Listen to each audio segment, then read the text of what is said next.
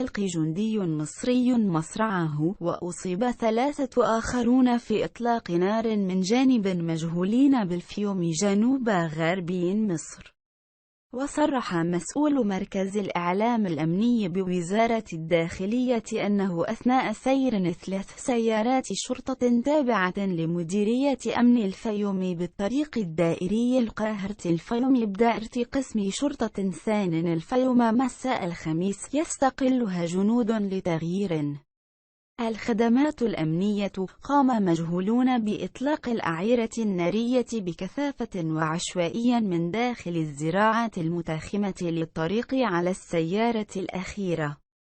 وقال المسؤول إن الحادث أسفر عن مقتل المجند عصام صابر متولي وإصابة 3 آخرين، مضيفا أن الأجهزة الأمنية تقوم حاليا بتمشيط محل الواقعة لضبط مرتكبها.